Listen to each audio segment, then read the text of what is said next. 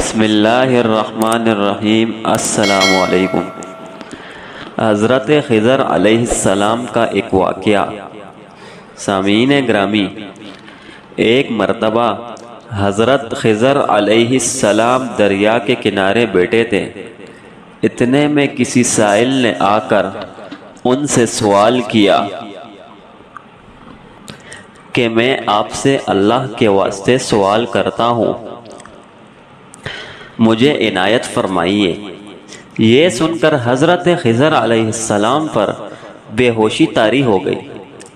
جب کچھ ہوش ہوا تو فرمانے لگے، بھائی میں تو صرف اپنی جان و مال کا مالک ہوں، تم نے مجھ سے اللہ کے واسطے سوال کیا ہے، لہٰذا میں اپنی جان و ذات تمہارے حوالے کرتا ہوں، تم جس طرح چاہو اس کو استعمال میں لاؤ، بازار میں فروخت کر کے اس کی قیمت سے فائدہ اٹھاؤ۔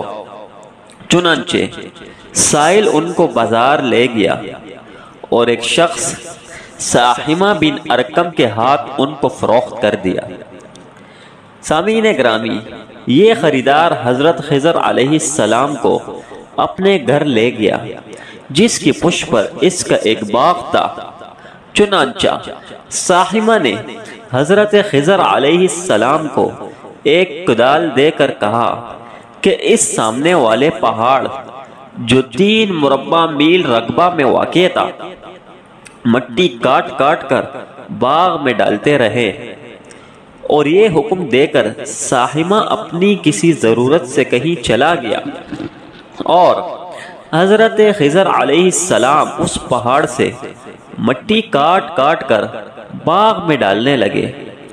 سامعین گرامی، جب ساحمہ واپس آیا تو اس نے گھر والوں سے دریافت کیا، تم نے غلام کو کھانا بھی کھلایا یا نہیں؟ گھر والوں نے جواب دیا کہ ہمیں معلوم ہی نہیں غلام کہاں ہے۔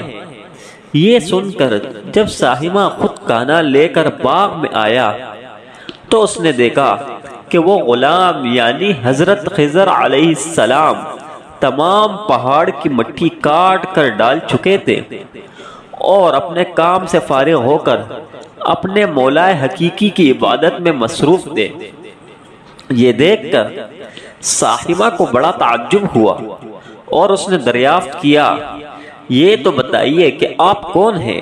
یہ بات سن کر حضرت خضر علیہ السلام پر کچھ بے ہوشی سی طاری ہو گئی اور پھر آفاقہ ہونے پر انہوں نے فرمایا کہ بھائی میں خضر ہوں، جس کو سن کر ساحمہ کے ہوش اڑ گئے کہ تو نے یہ کیا کیا، ان کو غلام بنا کر ایسے کام پر لگایا، یہ تو انتہائی گستاخی ہوئی۔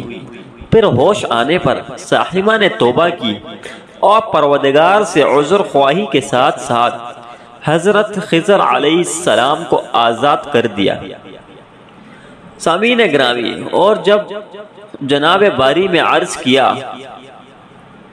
کہ اے الہ العالمین مجھ سے اس کا مواخذہ نہ فرمائیے کیونکہ میں ان کو جانتا نہیں تھا، اس کے بعد حضرت خضر علیہ السلام نے دعا فرمائی اور سجدہ شکر بجا لائے کہ اے میرے پروردگار، میں تیرے ہی حق میں غلام بنا اور تیرے ہی حق میں آزاد ہوا، اس پر تیرا شکر گزار ہوں۔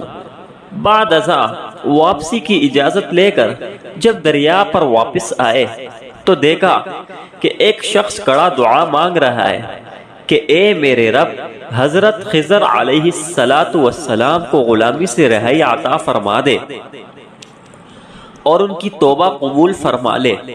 حضرت خضر علیہ السلام نے یہ دیکھ کر اس شخص سے دریافت کیا کہ آخر تم کون ہو؟ تو اس شخص نے بتایا کہ میں تو شازون ہوں، آپ کون ہیں؟